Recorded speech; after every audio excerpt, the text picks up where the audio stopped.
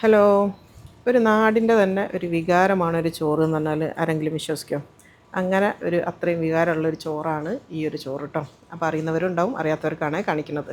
അപ്പോൾ അതാ കുക്കറിൽ എളുപ്പത്തിൽ ഉണ്ടാക്കുന്ന മെത്തേഡാണ് കാണിക്കുന്നത്. 1 സ്പൂൺ നെയ്യും 2 ടേബിൾ സ്പൂൺ വെളിച്ചെണ്ണയും ഒഴിച്ച് കൊടുത്താണ്. അതിലേക്ക് 2 മീഡിയം സൈസുള്ള ഉള്ളി അരിഞ്ഞതിട്ടിട്ട് നന്നായിട്ടൊന്ന് വഴറ്റിയെടുക്കുക. ഇനി ഇതിലേക്ക് ഇഞ്ചി, വെളുത്തുള്ളി, പച്ചമുളക് മൂന്നും കൂടെ ചതച്ചതാണ് ഒരു 2 ടേബിൾ സ്പൂൺ ഉണ്ട്. എന്നിട്ട് അതും കൂടെ ചേർത്ത് നന്നായിട്ടൊന്ന് വഴറ്റിയെടുക്കുക. അതിന് ശേഷം അത് 2 മീഡിയം സൈസുള്ള തക്കാളി അരിഞ്ഞും കൂടി ഇട്ടിട്ട് നന്നായിട്ടൊന്ന് വഴറ്റിയെടുക്കുക. അതൊന്ന് വാടിയെന്ന് കണ്ടു കഴിഞ്ഞാൽ പൊടികളാണ് മൊത്തം ഞാനിത് എഴുതി കാണിക്കുന്നുണ്ട്. മല്ലിപ്പൊടി, ഗരം മസാല, മഞ്ഞൾപ്പൊടി, പെരിഞ്ജീരകത്തിൻ്റെ പൊടിയും കുരുമുളകിൻ്റെ പൊടിയും മെഷർമെൻറ്റ് ഇതാ സ്ക്രീനിൽ എഴുതി കാണിക്കുന്നുണ്ട്. ഇനി പൊടികളെല്ലാം കൂടെ നന്നായിട്ടൊന്ന് ഒരു 10 സെക്കൻഡോളം ഇതൊന്ന് ഇളക്കി അതിൻ്റെ ഒരു പച്ചമണം മാറുന്ന വരെ ഒന്ന് വഴറ്റുക. അതിന് ശേഷം അതാ കുറച്ച് കറിവേപ്പിലയും മല്ലിച്ചപ്പും കൂടെ ഇട്ട് കൊടുത്തിട്ടുണ്ട്.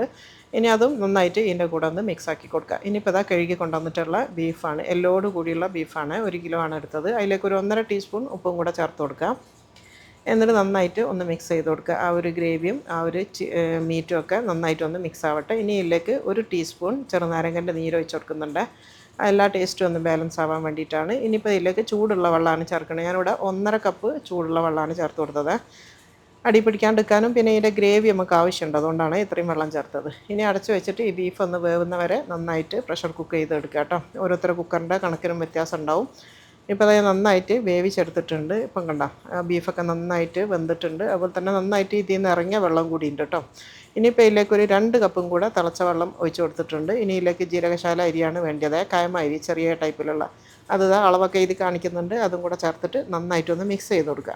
ഇനിയിപ്പോൾ ഇത് മിക്സ് ചെയ്യുന്ന സമയത്ത് നിങ്ങൾ ചെയ്യേണ്ടതെന്ന് വെച്ചാൽ കുറച്ചും കൂടെ ഉപ്പ് ഇതിലേക്ക് വേണം കേട്ടോ. നമ്മൾ നേരത്തെ ആ ഒരു കറിയിലേക്കുള്ള ഉപ്പ് മാത്രമാണ് ചേർത്തത്. ഇപ്പോൾ നമ്മൾ എക്സ്ട്രാ അരിയും അതുപോലെ തന്നെ വെള്ളവും ഒക്കെ ചേർത്ത് കൊടുത്ത് ഇനി നോക്കിയിട്ട് കുറച്ചും കൂടെ ഉപ്പ് ചേർക്കുക. പിന്നെ കുറച്ച് ഞാൻ മാറ്റി വെച്ച കുറച്ച് കറിവേപ്പിലയും മല്ലിച്ചപ്പും കൂടെ ഈ സമയത്ത് ചേർത്ത് കൊടുത്തിട്ടുണ്ട്. എന്നിട്ട് അടച്ച് വെച്ച് ഒരൊറ്റ വിസിൽ വരുന്നവരെ മീഡിയം തീയിൽ വേവിച്ചെടുക്കുക കേട്ടോ. ഇപ്പോൾ അതാ ഇത് തുറക്കുമ്പോൾ തന്നെ നല്ല സ്മെല്ലാണ്, അടിപൊളിയാണ് കേട്ടോ, ഭയങ്കര ടേസ്റ്റാണ്.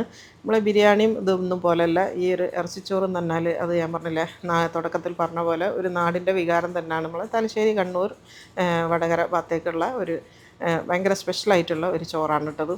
അപ്പോൾ എന്ത് ഇതിനും പെട്ടെന്ന് ഉണ്ടാക്കുന്ന ഒരു ചോറ് എന്ന് പറയുന്നത് ഇറച്ചിച്ചോറാണ്. ബിരിയാണിനെക്കാട്ടിലും പ്രാധാന്യം ഈ ഒരു ഇറച്ചിച്ചോറിനാണ്. ഇതിൻ്റെ കൂടെ ഉണ്ടാക്കുന്ന സൈഡ് ഡിഷ് എന്ന് പറയുന്നത് ഈ ഒരു പുളിയാണോ അതേപോലെ തന്നെ പരിപ്പുമാണ്. പരിപ്പ് ഞാനൊന്നും ഉണ്ടാക്കിയിട്ടില്ല. ബീഫൊക്കെ നോക്ക് നല്ല സോഫ്റ്റായിട്ട് വന്നിട്ടുണ്ട്. ഭയങ്കര ടേസ്റ്റിയാണ് ഈ ഒരു ചോറ് കേട്ടോ. എത്ര തിന്നാലും മതിയാവില്ല. ഉണ്ടാക്കാനാണെങ്കിൽ വളരെ ഈസിയാണ്. നമ്മൾ ബിരിയാണി ഉണ്ടാക്കുന്ന ആ ഒരു കഷ്ടപ്പാട് പോലും ഇതിന് വേണ്ടിയില്ല. എന്നാലും ടേസ്റ്റ് അപാരമാണ് കേട്ടോ. അപ്പോൾ ഇതുപോലുള്ള ഒരുപാട് എളുപ്പത്തിൽ ഉണ്ടാക്കാൻ പറ്റുന്ന റെസിപ്പികൾ എൻ്റെ ചാനലിലുണ്ട്. ലിയാൻസ് കിച്ചൺ ഒന്ന് സെർച്ച് ചെയ്ത് നോക്കണേ.